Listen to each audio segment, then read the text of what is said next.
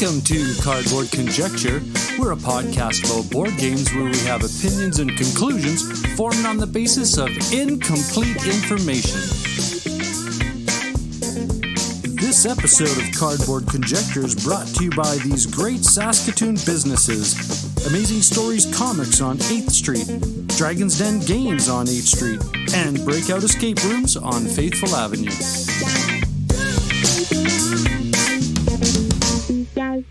And welcome to Cardboard Conjecture. I'm your host, Norm. I'm Ryan. And on this episode, we will always talk about some doing, thinking, playing board games. And Ryan, what's at the station? Something's at the station. We've got the hype train back, and we've got our good friend, listener of the show, Chris, Show Me the Money Morris. Cardboard Conjecture is proudly sponsored by Amazing Stories Comics on 8th Street in Saskatoon.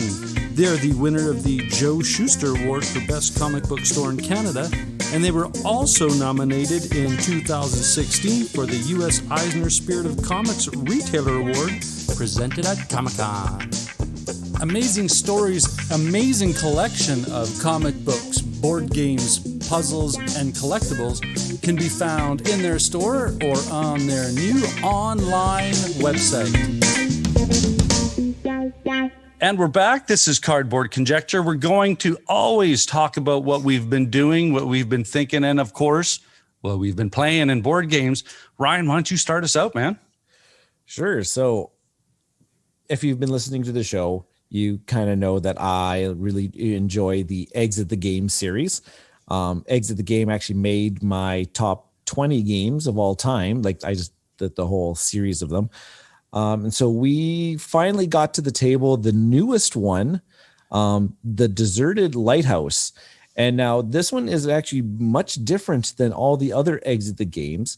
All the Exit the Games usually come in a small box, and it's usually run by like a paper book and then a whole bunch of cards. Well, the Deserted Lighthouse is the first one to introduce actual physical jigsaw puzzles as part of the game system, which has not been done for them yet. So the box actually advertises that there's 4 88-piece jigsaw puzzles that you're going to have to assemble for during the course of the game. And now I'm going to have to preface this. I might give minor spoilers here because it's going to be hard for me to express my thoughts about this one without giving out too much away. Just letting you know that the game is going to be longer than your typical Exit the Game. Like Exit the Games, usually you have your 1 hour time limit. Well, this one advertises there's about a 2 hour time limit on this one. And that is rightfully so, because putting together a jigsaw puzzle, like one jigsaw puzzle without knowing what the picture is supposed to be, that's a challenge. And then during the course of this game, you're going to have to put together 4 jigsaw puzzles without knowing what the picture is actually supposed to be. So that's a challenge. The conversion rate for me is that's 4 days, man. I'm just like 4 days. I got to find the edges first. Come on. They're 88 pieces, just shy of 100. But anyways. Okay, I'll cut that to half, 2. Okay. All right. So the challenge, like right off the get-go, that's what you're going to have to do, because there's no actual physical book you're looking through. You have to assemble the puzzle, and the jigsaw puzzle has all of the clues and all of the puzzles that you actually have to solve in order to progress the game, which is all fine and dandy. I thought this was going to be really, really clever, except for the puzzle was really, really hard to read. The pieces. Oh yeah, because the cut lines, I guess, right? And they tried to ever so do this eloquently, where like one cut on one piece kind of doesn't give too much away onto the next piece that it's supposed to connect to. But that kind of took away a bit too. And plus the pieces are really small, and they're trying to hide a lot of detail in these very small jigsaw pieces. So like there was many puzzles that we tried to solve throughout the game where it was like, we have no idea what we're do. We look and read a clue that says, oh, look at this piece. We look at it and we're like, okay, I guess you see, I guess that's there. It's kind of a stretch, but so that was one physical limitation where I thought, okay, this was a really cool concept, but they didn't really pull it off. I thought that if the jigsaws were just a little bit bigger for us to see, like I'm not poor eyesight or anything like that. And a lot of them were. I was going to throw in a progressive lens joke in there, but I thought, no, it's already passed. And now also preface this too, if you're an exit the game player, you kind of know all the tricks of the trade that they've trying to. So this actually allowed them to introduce some new tricks with the jigsaw puzzles. And here's the spoiler, you're going to end up having to manipulate the actual jigsaw puzzles at times, which is something that we weren't expecting to be able to. We thought you just put together the jigsaw puzzle and it's done. And then you're like, we had to read a clue and we're like, what? Oh, physically actually alter the puzzle. Oh shit. Okay. Like they just blew our minds. We would have never thought about to do that in a million years. So I'm looking at the pictures and it looks like there's a code disc as well. Well, so all of the exit the games have a decoder disc. Yeah. Type of thing. This is the first one where I actually had to assemble the decoder disc ahead of time, which was kind of weird because usually, it sounds like you're getting upset that you have to build things in this one. So well, no, put a puzzle together. I got to put. Well, here's the thing: because you don't play these things like I do. No, I don't. They usually hide. They usually hide things inside of the decoder disc. Oh, okay. And so I had to put this together, and as I'm putting it together, I'm looking at it. I'm like, well, okay, there's a clue, and there's a clue. Okay. So I guess I know that I'm going to have to look inside this thing eventually. Okay, type of thing. So I thought that was kind of weird in that sense, but yeah. So overall, I like what they did. I don't think that this was a. I think this was a. I don't even want to say it was good because it sounds like they had issues with the execution of their idea. I love the concept. I love the concept that they're doing with it. I love the concept. I'll let you, because we always try to do versus a score. We're usually like an 8-7 on the exit the game. When you complete the game, you get a 7 or an 8. We got a 2 on this one. We got a 2. And by all said and done too, it took us 4 hours. Okay. We actually split it over 2 nights. I'm trying so hard not to say a number 2 joke, but we'll move on. So pretty stinky score is what you're saying, right? Yeah. For us exit the game aficionados who have done them all. Yeah. This one kicked our butts, and that's because they brought something new. All right. But so bottom line, did you have fun? I had a blast. Jen was frustrated. she was beyond frustrated. And now I have the second one. There's another one now. It's called the Sacred Temple, and it also incorporates this jigsaw puzzle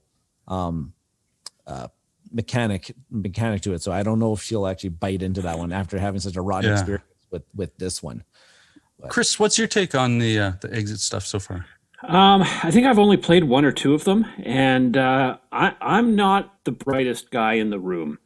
So exit games for me, I've enjoyed the puzzly nature of it, and I think usually once in each game I come up with that might be a thing we should do, and I feel really good about myself for all of about 20 seconds, and then we move on to the big clues. So I think most of the time my friends just kind of give me a free pass at a clue that they all knew was going to be there. So I've enjoyed them, but it's not my cup of tea. I was hoping my wife might maybe want to play one of them at some point, but it hasn't happened yet. Okay, cool. Yeah. And what was it like the last episode or a couple episodes ago that we just I have like many cryptography degrees. Like how many degrees? Yeah, 17. I think it was at 22 by the end of this show. Yeah. None of them paid off during this experience. Yeah. We're not even counting the certificates, right? So, so exit the game, the Deserted Lighthouse. They're doing something different, and if you're an exit the game person, expect something different, and also expect a longer chunk of time to try to complete one. Cool. Well, before I do my little shtick, Chris, what anything you've been playing lately?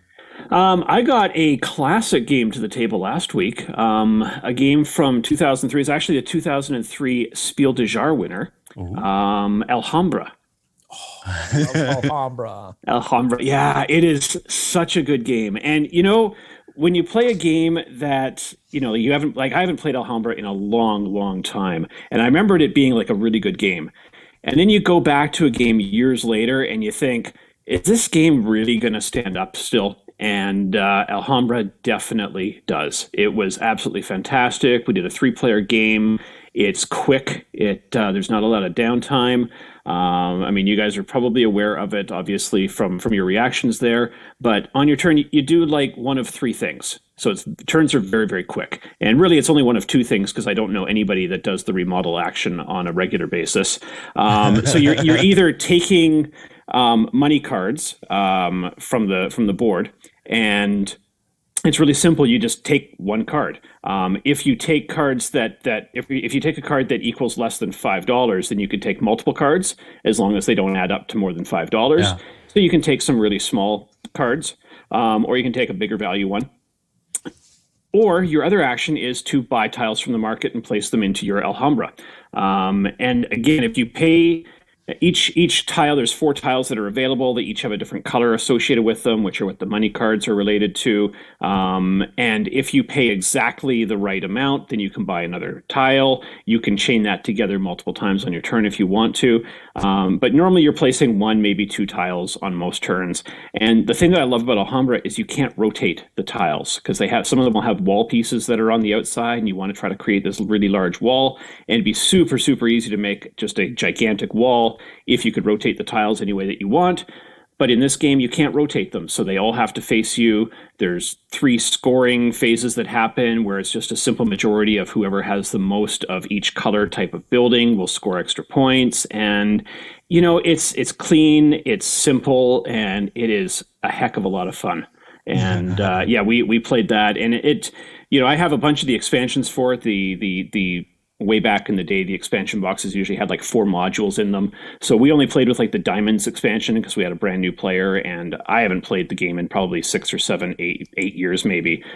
So we just played with one small little expansion with it. But there is so much replayability in that game. It's unbelievable. And really, I'm thinking, okay, it came out in 2003, so not next year, but the year after will be their 20th anniversary, and I hope they do something really special with it. I know Ryan's a big fan of this game. I kickstarted way back a couple years ago now.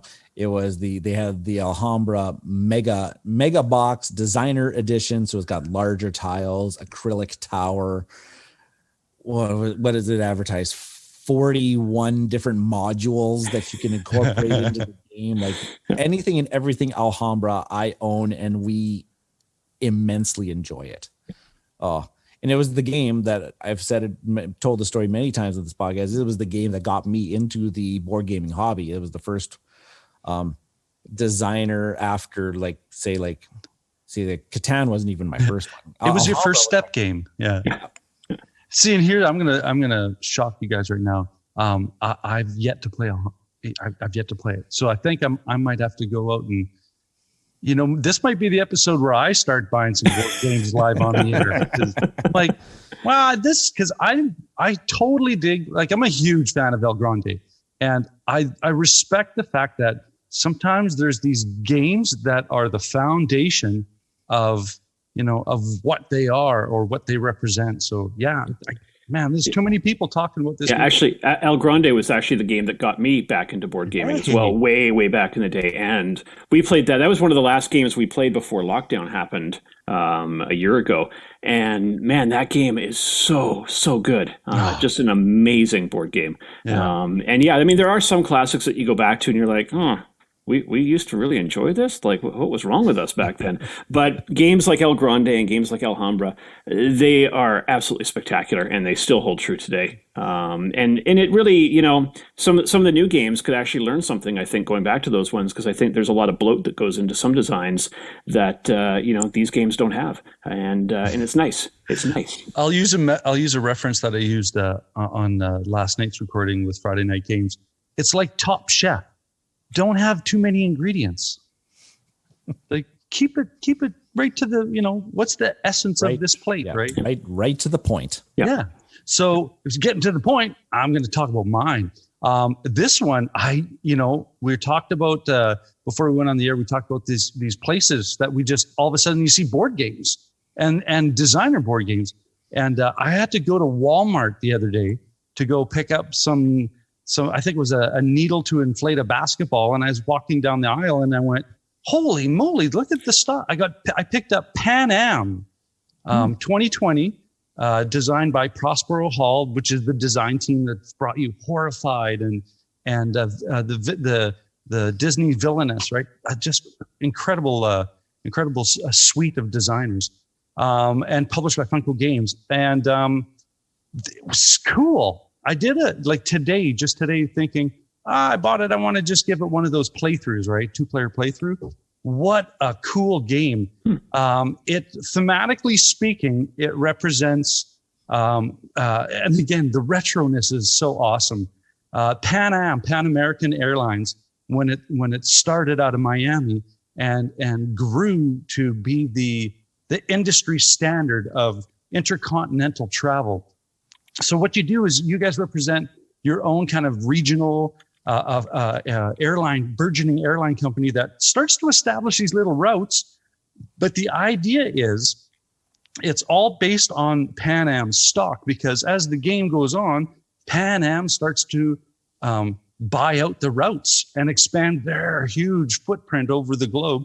And you kind of want to have these routes established in there so that when they buy you out at a bigger rate, because at the end of the round, when you go through all of this worker placement, I'll get back to that part, but this worker placement allotment of getting this engine going, the last round is buying stocks in Pan Am. There's a stock track of, your typical rise and fall of your stock. And wow, what a cool game. I can't wait to get this to have other players sitting down with it, because there's just so much depth to this game that I can see this, when you play a game and you go, man, I need to like, get my feet into this or my fingers into this a little deeper, because I can see some interesting pathways that are there, or, that are, I need to like, pick at this idea for a while. But I had so much fun just pushing through the game system. And it was one of those kind of like, yay, I'm happy I picked this up, because there's something here that is interesting to me. So I don't know what you guys are for this game, or what Prospero Hall puts out. So I only know about this game through the Facebook community posts. Every now and then, a few people have posted over it over the past, like, I want to say month or two. Yeah. And I'm intrigued to buy it. When I would listen to other podcasts talk about it, they always made mention of like a kind of like a Ticket to Ride plus. Yeah. Type of feeling. Because there's a card system. Yeah. It's so cool. And I think it was $29. It was one of those, really? Seriously. And it was in my cart before frontal part of my brain went, that's going to be this much money. It just in the cart. Yeah. I'm interested by this design team of Prospero Hall, because they're kind of like going to be like this generation's like Parker Brothers type of thing. They seem to be in all the big box stores and places that you don't typically see board games, and yet their games are kind of like being they're kind of like just there all the time. It's kind of really, really interesting. Sorry, I cut you off. Yeah, no, I was just gonna say, I remember somebody in our game group talking about it last year that they picked it up, and they said that it was so much better than they were expecting it to be. Like you take a look at it and it looks, like you said, sort of on the level of Ticket to Ride, but there's a lot more going on with it, and it really does have me intrigued. It's one of those games that I definitely want to try. I don't think I have any intention of picking it up, but if the opportunity is there to play it one time, I will definitely sit down and play it for sure. It looks really, really cool. And those airplane minis look fantastic too. They're so cute. They remind me, there was a game that I used to play way back when I was a kid that had airplane minis in it, and they look almost identical to those ones. I can't remember the name of the game, but it was like from the 70s or something, and it was pretty cool. Yeah.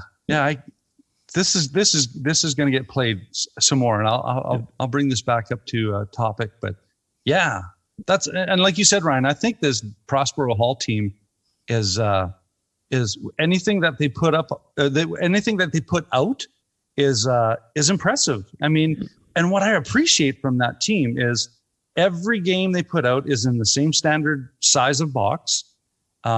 They don't use shrink wrap. They just use stick tabs on the edges, which is right in my head. I'm like, hey, that's less of an environmental footprint, right? So good on them. And they find that happy medium of component quality where their games are at an awesome price because they're giving you, it's the perfect scenario of you definitely get what you pay for, or maybe you get a little bit more of what you pay for. So, yeah. So like the value of the game is a little bit, maybe you're getting a little bit more out of it for the price point. Like, yeah. Like a similar game made by, I'm just gonna throw out names like say Stronghold Games put out this game. Yeah, like you're easily paying like $50 to $60. Yeah, like the minis don't need to be this insane mini model. It's like, no, it's an abstraction. I get it. Move on. Right. I think that right now the plastic bling that's out there from some publishers is just like, it's over the top. And I mean, and I think we're all suckers for it. I mean, I went whole bore into Arcadia Quest because I just love the look of the miniatures there. I know Ryan's picked up a few games that are mini heavy as well. Just one or two. Yeah, just one or two. I also have a gigantic Cthulhu Wars collection, and I'm not going to lie, part of it is because of the minis, which are not really miniature at all. But I think that, I think sometimes it's nice to get back to the simplicity of it too. Yeah. Yeah, I highly recommend. I don't think anyone would be disappointed because it's a awesome kind of right in that medium area of everybody's appreciation. So Pan Am by Prospero Hall. Hey, this is Ryan from Cardboard Conjecture and Bridge City Board Gamers. Our 100th episode is coming up really, really fast on us. And guess what? Our topic pool is starting to run a little thin. So that's where you, the listeners, are coming in. What we have going on is we're going to have a contest where somebody is going to name some topics of interest for us. Like, just give us some topics of interest. What do you want us to talk about? What haven't we talked about in a while? What haven't we talked about at all? So go over to the Bridge City Board Gamers Facebook page, find us on Twitter, find us on Instagram. I've got links to a poll that I want you to answer. And guess what? If we decide to pick your topic and we talk about it on there, you're going to get a $20 gift card to Dragon's Den Games right here in Saskatoon. And Dragon's Den Games has an online website that you can cash in that gift card for. So not just limited to Saskatoon, folks.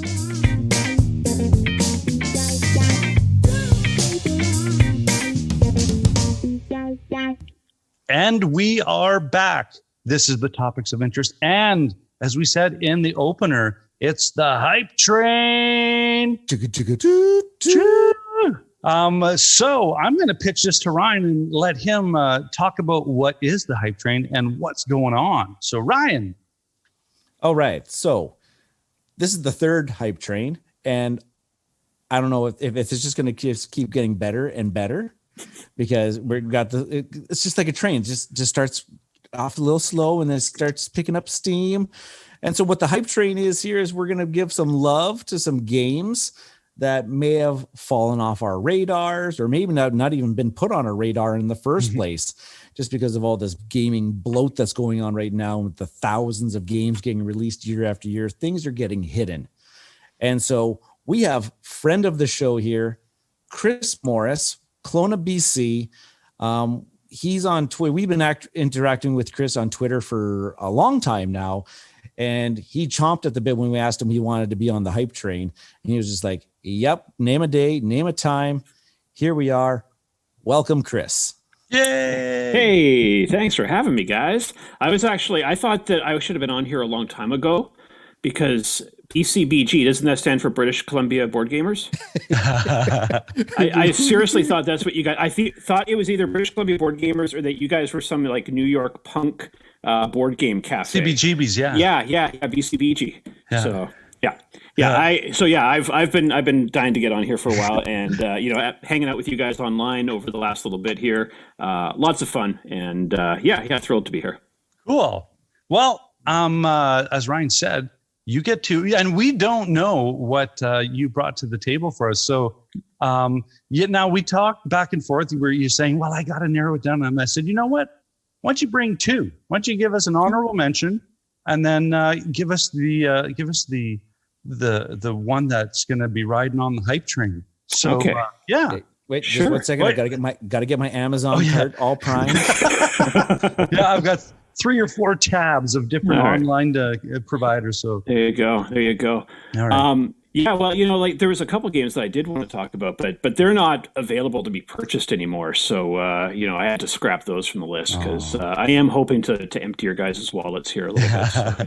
It ain't hard. It ain't hard over here in Saskatchewan. Yeah. Nice. So my honorable mention, if we do that one first, this is a game from 2019. Ooh. So fairly recent, by one of my favorite designers, John DeClaire. Okay. He does some really, really cool, innovative things. It's a 2 to 6 player game. It's currently ranked 1025 on BGG. Oh, that's buried. Yeah, it's buried a little bit. And it's a cool world building game with a bingo mechanic. And it's Ecos First Continent. Oh, yeah. So I don't know if you guys have played this before, but Ecos is really, really cool. It was actually one of my favorite games from 2019, and I don't think it got the love that I felt that it deserved. It seemed to get a little bit of hype early, but it kind of petered out.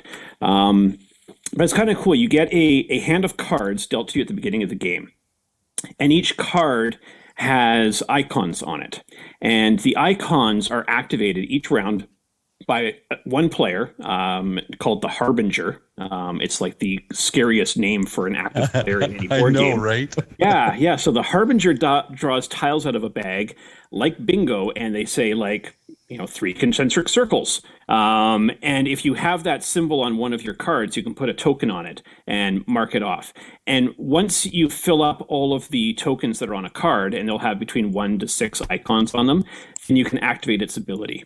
And the abilities are really cool things where you can put new terrain tiles down on the board to make the landscape a little bit larger. There's only 3 different landscape tiles. There's grasslands, there's savanna, and there's water. And you can create these really cool ecosystems with those 3 terrain types. You can start to plant forests and mountains on some of the different terrain. Yeah. And you can also start to add animals to the board. And this is when it gets really, really cool. So all of the cards will sort of work with each other. And you'll place all these different cool animals on the board. And nobody owns anything. So if I play 3 antelopes on the board and Ryan has something that can activate antelopes on one of his cards, he can use those antelopes, which is really cool. And each animal has tons of different abilities that they can possibly have with all these different cards that are in it. And they can do really cool things.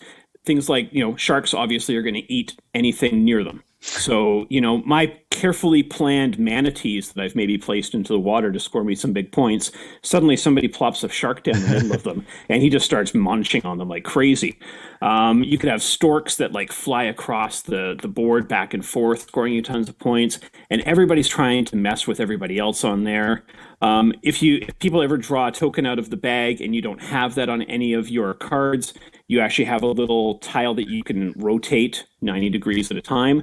And each time you activate it, you can reset it to collect different bonuses. You can get more tokens that you can put onto your tiles, because it's very, very limited. The resources are very, very tight in this game. Mm-hmm. But it is a really, really cool game. You can get new special abilities, and you're constantly evolving these cards and these tiles. And it's a game that, I think because it has that bingo mechanic, a lot of people are like, it doesn't sound all that interesting.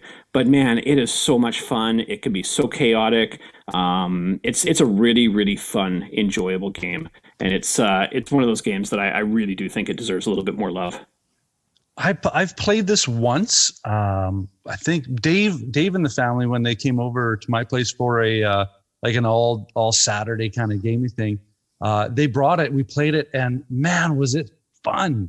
To me, it felt like, because one of my favorite games, Dominant Species, to me, it felt like a passive aggressive dominant species. Because I mean, that one, dominant species, you're purposefully wanting to eliminate. This one is like, oh, like you said, I'm just going to have a little shark over here. Oh, look, he can go. Oh, there's a little drive-through of man, right? Or the gorilla or the lion, right?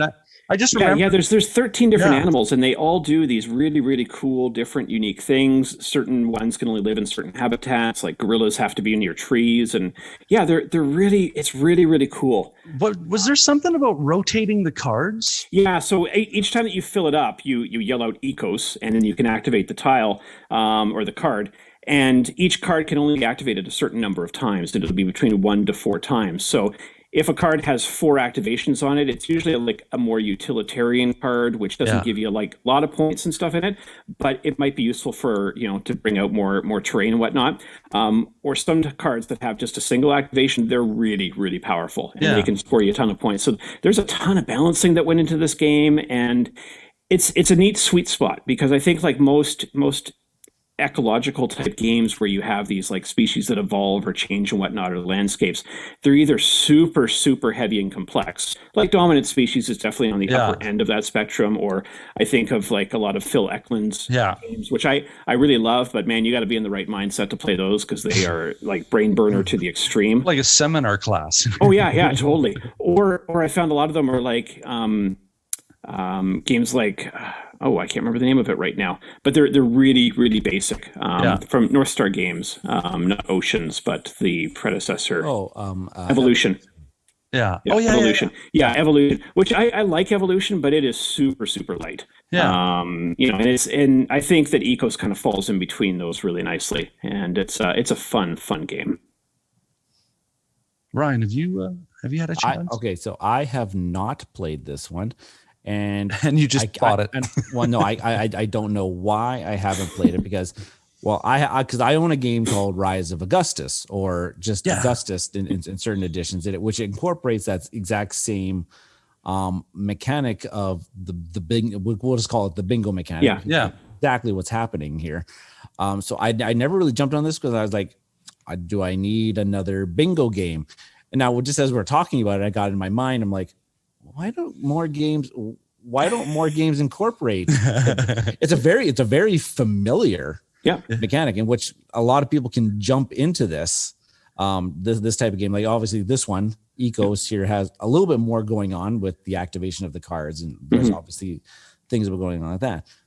That's just what's got me thinking right now. It's a really cool game, and I think the year that it came out, I think I played it 3 times at Shucks that year, the game convention out in Vancouver, and man, we always had a blast with it. Definitely find it works best with 3 to 4 players. It goes up to 6, but I found we played 5 players once, and it might have just been because people were relatively new at the game, but it really, really dragged. And I know that John DeClaire. I think it's John D. Clare, but I always call him John DeClaire. He said that he loves it with more players, but I think if you're more familiar with it, it's definitely better in that player count. But definitely to try it out at first, 3 to 4 players is a really, really good sweet spot. Cool. And that was your honorable mention. That's my honorable mention. Yeah. We talked about that for a little while. That's a good one, because I remember there's folks the year of ToonCon here in the city. The year that this came out, there was a few tables of it going on at that time, because it was very new. People were wanting to play it. But you're right. Has anybody ever talked about Ecos since 2019? The only there's an expansion that came out for it, I think late last year, or early this year. I'm not sure, but and I have to pick that up at some point, because it adds like some really, really cool new features where you actually build like specific patterns in the landscape, so you can create like the Serengeti and all these really cool things. So it gives you some extra bonuses that you can try to build towards, instead of just this, I'll just put this green tile here because it looks pretty there. Echoes, New Horizon. New Horizon. That's another thing I liked, was the tile building to it. Yeah, it's really cool. And you score for animals, you score for terrain, you score for like trees and mountains that are on Yeah. different terrains. So yeah, there's a lot of things that happen with it, and you can really be like you can get really, really creative with it. And like I said, it's been a little while since I played it now, but it is one of those games that I will, if somebody says, "Hey, do you want to give Ecos a try?" I will play that in a heartbeat. It is such a fun game, I got, and it doesn't outstay its welcome. I got the feeling with that one that it's easy to learn and it's deep to play. Yeah, yeah. Yeah. It's like I said, I played a lot of games of it in a short period of time, and it just got better and better every single time. Really, really fun game. Nice. Very, very cool. Yeah. Ryan, did you put that in your cart yet? It's on a wish list. Right The first stage of acquisition. This episode of Cardboard Conjecture is proudly sponsored by Dragon's Den Games, located in the Louis VIII Mall on 8th Street in Saskatoon. Swing by Dragon's Den Games and let Darren, Al, and the awesome staff help you out in search for great board games, role-playing games, miniature systems, and all of the related accessories. Be a part of their gaming communities that have scheduled events in their great gaming area. Dragon's Den Games, Louis VIII Mall on 8th Street in Saskatoon. All right, cool. See, that was honorable mention. Let's hear. I got to get a new search open here for on BGT. All right, here we go. All right, well, you got to listen. You got to listen carefully for the train here, for the hype train, because it's like we're going way back here. So it's like chugga chugga chugga chugga chugga chugga chugga chugga chugga chugga chugga. Woo woo! there it is. So this game originally came out in 1991. Oh. And then was re-released in 2001. Ooh. And then was altered in 2009. I don't think I get a higher inflection. Yeah, and falsetto, then in 2018, the most recent version came out. Oh. And yeah, this is a game. So the original version is ranked 822 on BGG. Okay. The 2009 version is ranked 2420. 2,420. And then the most recent one from 2018 is ranked 2,654. Oh, so this game is like way, way, way down, and I do not know why it doesn't get more love than it does. It is an area control, dudes on a map, civilization building game. Plays 3 to 6 players.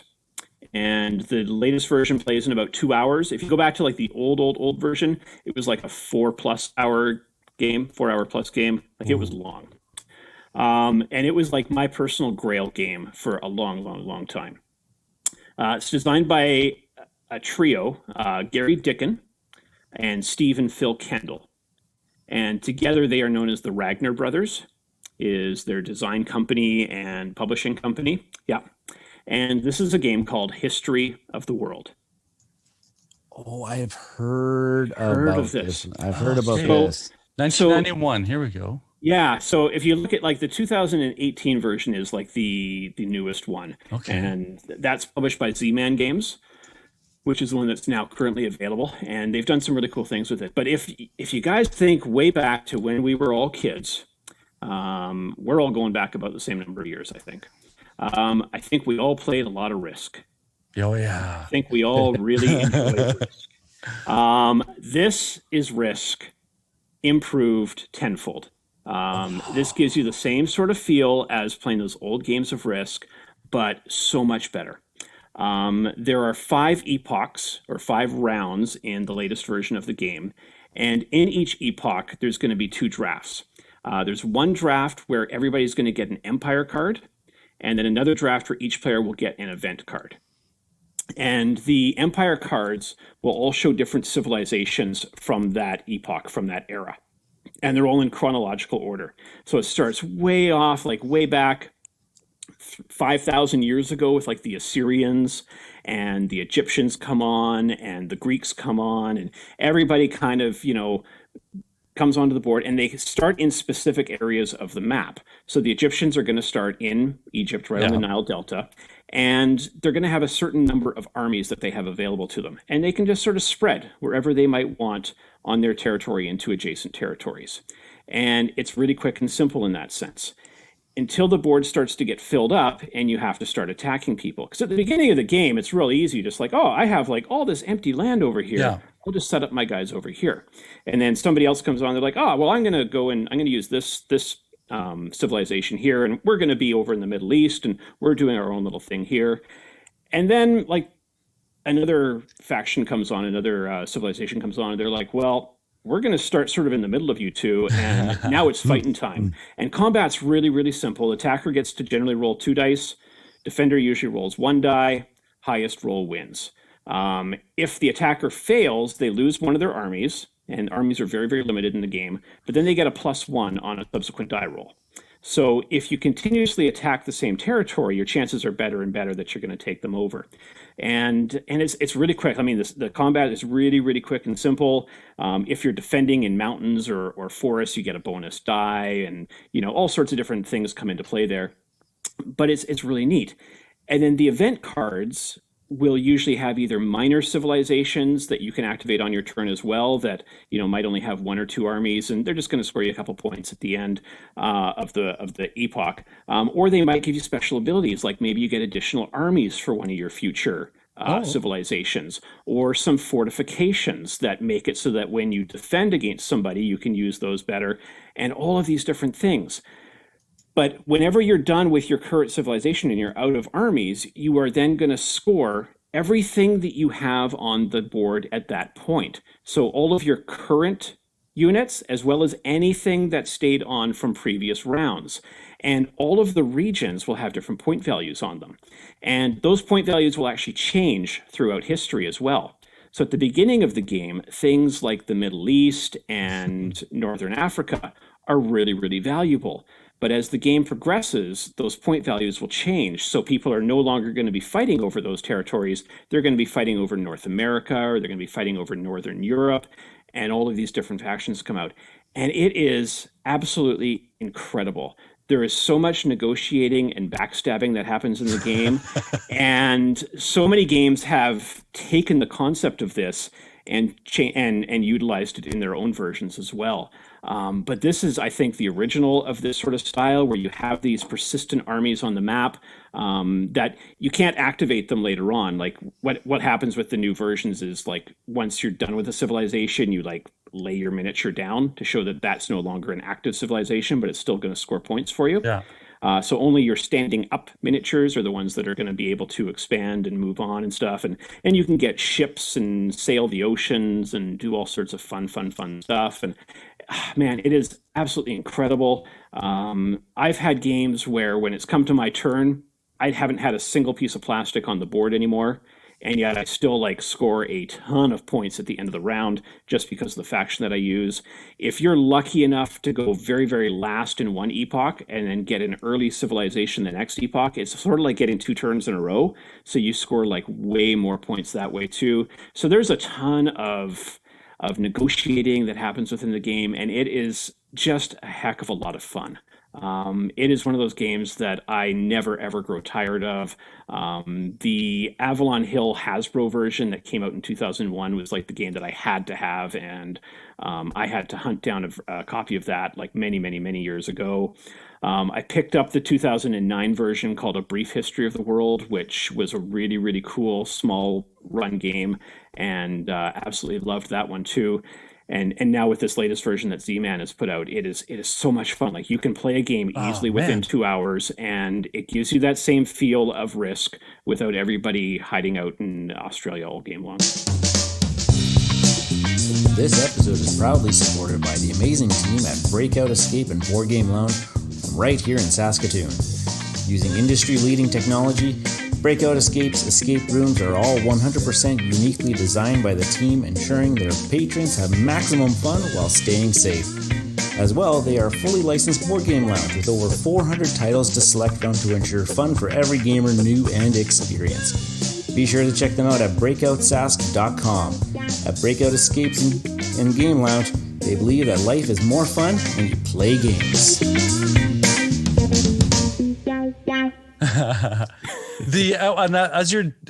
Both Ryan and I could see each other. We're like looking at the BGG page and we're nodding, and I look at this one picture I saw in my head. I'm like, sold. And it was a picture of a catapult. Oh yeah, in the new version there's a catapult, which is so totally useless. Right now, I just see Ryan going, "Oh, there's a catapult, really?" There's a cardboard catapult, and all you're doing with that is that when I mentioned that as the attacker, if you don't successfully attack a territory, you get +1 on your subsequent die roll. So you place your unit that you took off of that territory onto the catapult on the +1 spot. And that's all that it does. And then as soon as you win that battle, then you remove that altogether. And it's just such a weird thing that they've included with, because it doesn't even fit in the box properly. Like the box is a little bit too tall for it assembled, and it's one of those things you don't want to have to keep taking apart every time. So it's a gimmick. It is. Yeah, it's a total gimmick, but it's fun. But it sold me though.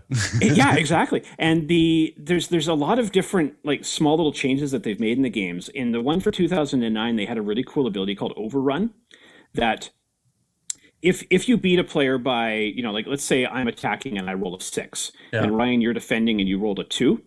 So I beat you by 4. And so what happens is I use my 1 point to overtake that territory of yours that I was fighting over. But now I have 3 extra points, and I can actually use those to expand into more of your territories that are adjacent to that. And it really kind of speeds up the combat, which is really nice. So we actually use that in the Z-Man version as well, just because I find that to be like a really, really cool little feature that they put into it. And it's so much fun. It's such an enjoyable game. I'm on a picture here on BGG that has all 6 versions of the game. Side by side. Yeah, all in the same shot, and it's and I'm just looking at the evolution of the design, and oh man, it's really cool, and the map is like absolutely spectacular. It's kind of like this top down, almost like a Mercator type map of the world. Like it's very abstract, but it totally makes sense. This is the same map layout that Pan Am has, where you're looking at the Arctic, and then it opens it up it splits away at the Antarctic, and and what they've done with it too is like the parts that are important, like the Middle East and sort of Southeast Asia and Africa. Those parts, they're sort of in the middle of the board, and they're larger because you're fighting over those territories a lot more. And North America is just this tiny little thing at the edge of the board that you don't really even worry about until the very end. Yeah, it looks like an appendix just on exactly off this table side. And the map is gorgeous. Like it is absolutely beautiful. I'm not like the biggest. I don't really care about art in games too much. But man, the map on this board is just absolutely beautiful. I opened it up the other day when I was sort of making my notes on this, and it's absolutely spectacular. And the little miniatures that they use too, they're these little globy type miniatures on stands, and they look so nice on the table too. Like it's a really, really beautiful looking game. So you mentioned that you had to go out and search out the 2001 Avalon Hill. So why that one? So the board on that, that version there, the board there's more territories. There's about 50% more territories in it, which made the game a longer, more involved game. Plus, the other thing that's really cool is that all of the different armies, all the different epochs, you have a different miniature for each epoch. So when you were like in the classical era, you knew which miniatures were from the classical era. So it kind of told a broader story. That you might have this Bronze Age guy that happened to be that civilization was on the board the entire game long, and never ever died, which is really cool. And it was just one of those things that I loved. We talked about miniatures as well, and we're all suckers for minis, and it's really cool. But man, is it a pain to sort those every single game? Because each player, instead of having like 25 or 30 miniatures, now has like 130 miniatures that they have to go through. As I'm scanning these pictures, what popped into my brain too, because we talked about El Grande and how we love it, is it's kind of got that same 3-phase scoring tile. Yeah. That immediately gravitated to El Grande, going, hey, I recognize that. Yeah. So and that's the cool thing, is that each territory, like you'll score points based on how many units you have in there. So if you have at least 1 unit in a territory, you'll score its base number of points. Yeah. But if you have at least 2 units and more than anybody else, then you'll score actually double that point value. And if you happen to be the Interesting. Okay. only person that has units in a region and you have at least 3 of them there, then you score triple the original version. So yeah, if you can really clamp down on an area, you can really score some heavy points.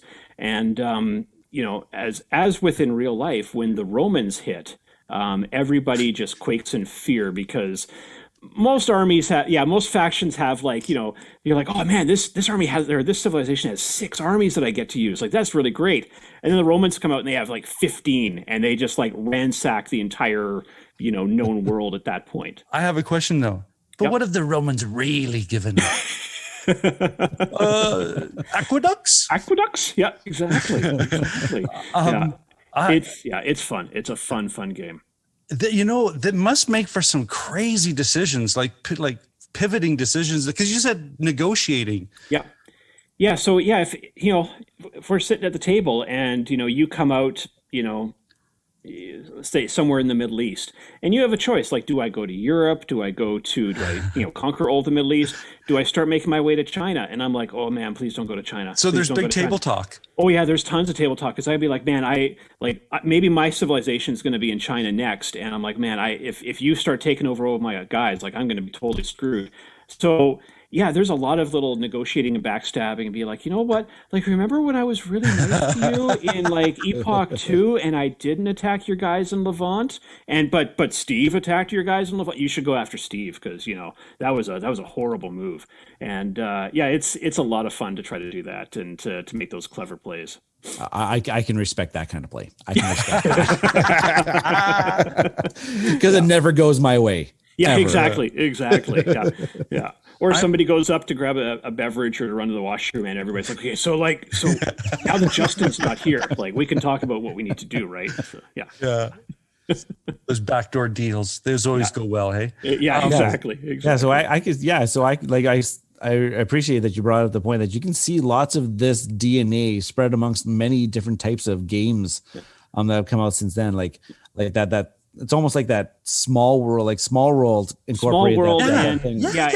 and Small World was based on another game as well that I can't remember the name of, but they definitely took a lot of history of the world and put it into that version of those games as well. Yeah. It's definitely within this as well, but in this fantasy realm that they now have. But this one here it's really, really cool. And, you just think about, like, you get to see historically all these different civilizations come through, and some of them too, like a lot of the factions will also have like a special ability in them. That, if you're China, you can build fortifications, which represent your Great Wall, really? so that people have a harder time attacking you. Maybe if you're the Mongols, you get points for like demolishing cities and I can't remember the other word for it now, but monuments that people have built, cities or monuments that people have built. So every time that you ransack a place and you like tear down those miniatures, you actually get bonus points for that as well, which is really cool. So there's just so many little things that happen within the game. It's really, really neat. So, and then, if you're the Americans near the end of the game, if you're attacking within North America, you get bonuses to your dice rolls because, of course, you want to take that land over again. And it's really cool. You get so many cool little stories that happen within the game.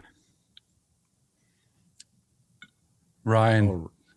Well, yeah, because Amazing Stories has a copy, available like right now. They got one of the new Z-Man Games edition in like right now, so like I could have it. You can have it tomorrow. Not that these people are sponsors, but right now I'm on Board Game Oracle, and what it does is aggregates by country, and so I'm right now checking what online store in has Canada the best price. Yeah, it's like because what I'm hearing, 401 Games has 5 copies. Oh, and there's a 1991 copy somewhere. Oh, there you go.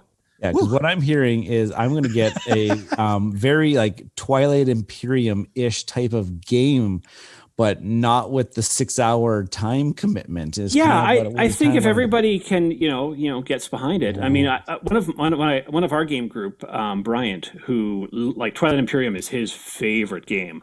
He actually does a YouTube channel with like backstories of all of the different factions and stuff in it, which is crazy.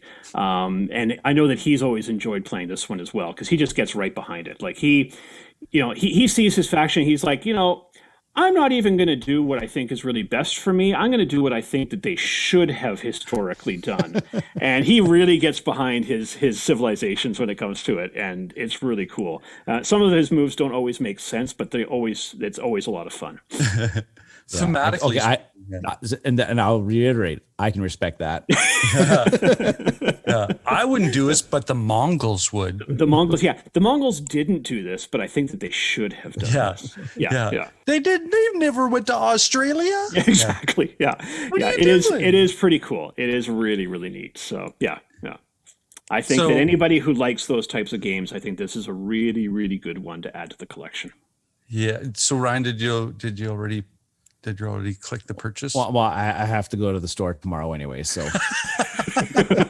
All right, then. So I guess at some point we'll be playing History of the World. So yay. Yay. Yeah, I think I'm getting the sense that I don't want to start, putting little metaphorical things, but I think History of the World has a seat in the observation car of this hype train, because it's one of those games that I don't know. I always have a sweet spot for it, and I really thought that it should have got way more love than it did when the most recent version came out, because it's really, like the Hasbro one back in 2001, that was probably the one that was most widely available. Yeah. But that was back in the day when board games weren't as big as they are now. And the fact that it has 6 versions. It wants to stay on the radar. Exactly. And these guys, like the design group, the Ragnar brothers that designed it, the first versions they made had cloth maps that they actually made themselves and like ironed out and everything. Like they put so much blood, sweat, and tears into the design of the game. Oh, a nice passion unbelievable. Project. Yeah, cool. Yeah. All of their games, they definitely put a lot of work into it. And this is definitely, I think, their magnum opus of all of their designs. It's a really, really cool game. So, yeah. Oh, well, Ryan, you know what? Because gaming is going to be opening up pretty soon here. This might have to be one of the games that gets to hit the table. I think I agree with that statement. Man, I love the hype train. Yeah, it's just getting better. Yeah, it's just getting so good. Well, I had big boots to fill from the last guest that you had on. So, this I'm having fun with this idea. This is a fun idea. Mm-hmm. But before we wrap this up, Chris, we've talked a lot about your interest in gaming, but we have yet to mention that you do some design. Why don't you talk about that before we round this out? Yeah. I'm one of the multitude of fledgling designers that are out there right now, and I have one game that was supposed to be released last year that kind of got put on the back burner with COVID and whatnot. Mm-hmm. So I'm hoping either later this year or early 2022 that a game that I designed called Dino Park will get released. It's with a publisher right now, and they're just working on some art for it. And it's been a long process, but really looking forward to hopefully getting that into people's hands relatively soon. Yeah. And I'm working on several other designs right now and pitching a few to publishers, trying to gain some interest in a few of the designs. You guys played Xeriscape with me, which is one of my games that I was working on, and the one that I like that one a lot, and hoping to find the right fit with a publisher that might want to take it on. So, if anybody's listening to this that works within the publishing world, hit me up, and let's give it a shot. Well, and that being said, where can people find you? Yeah, I'm predominantly on Twitter. My Twitter handle is @SpiderMo. That's SPYDERMO. So you can definitely find me there. And yeah, that's usually the best spot for sure. Cool. Because I'm very active on there on a regular basis, sometimes too much. Right on. Well, Ryan, I think you're the one that's been leading this closing of the hype train. What do we... Let's allow Chris to do the ceremonial pull the horn, pull the whistle. Yeah. That was a good one. There we go. That's a good one. That was a good one. Cool. My wife is probably sitting downstairs going, "What the heck is going on up there?" Has he started earlier this evening? Yeah. How much has he drank today? My goodness. Okay, well, that was, oh man, I'm having so much fun doing the hype train. And I'm sad to wrap this up, but thank you so much as always to Chris for coming down and talking to us and lightening our bank account just a little bit. Ryan's this time, but you know what? I might have to pick this up. I'm staring at it right now on the screen. It's like, could this be the first ever hype train where both of you bank a purchase? Oh, it just might be. It just might be. And no one will ever know. Yeah. And cut. So that being said, thank you so much for listening. And I'm your host, Norm. I've had a brief history with my wallet. And we'll catch you later.